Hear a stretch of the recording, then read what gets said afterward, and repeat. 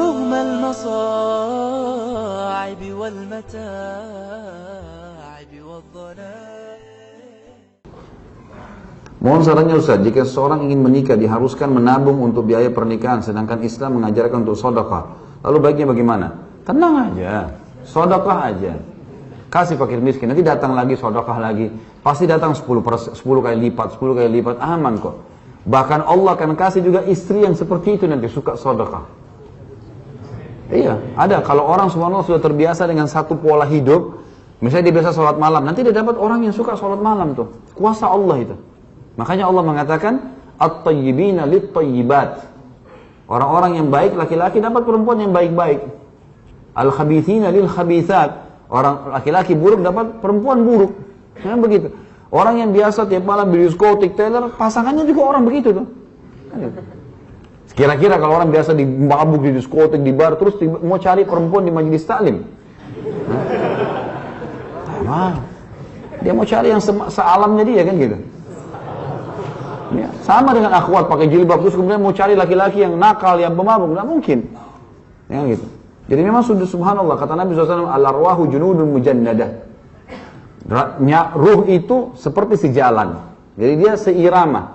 Kita kalau sudah mulai menuju kepada kebaikan teman-teman, nanti dengan sendirinya orang-orang yang dekat sama kita, orang-orang yang begitu juga, orang yang soleh. Makin soleh kita makin dekat banyak orang soleh. Nanti pasangan juga jadi begitu.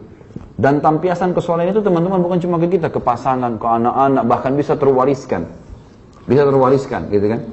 Sampai ulama hampir umumnya sepakat mengatakan kesolehan Umar bin Abdul Aziz terwariskan dari neneknya, cucu penjual susu yang dinikahkan oleh Umar bin Khattab dengan anaknya Asim.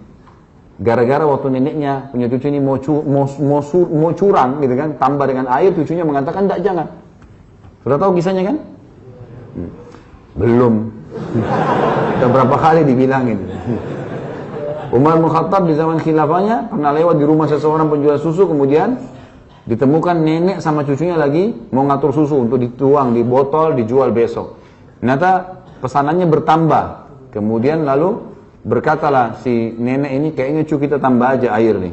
Orang nggak ada yang tahu. Cucunya bilang, kenapa mesti ditambah air?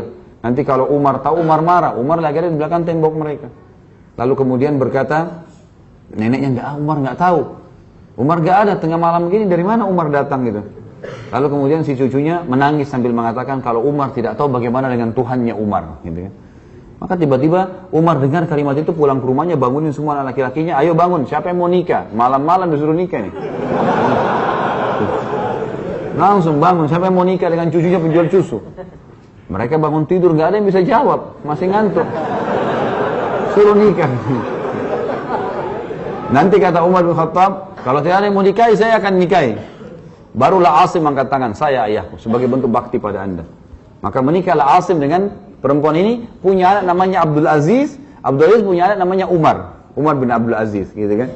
Maka Umar ini soleh luar biasa. Kata para ulama, kesolehannya terwariskan dari neneknya, yang tadi cucu punya susu itu. Jadi kesolehan itu terwariskan bahkan kepada anak-anak.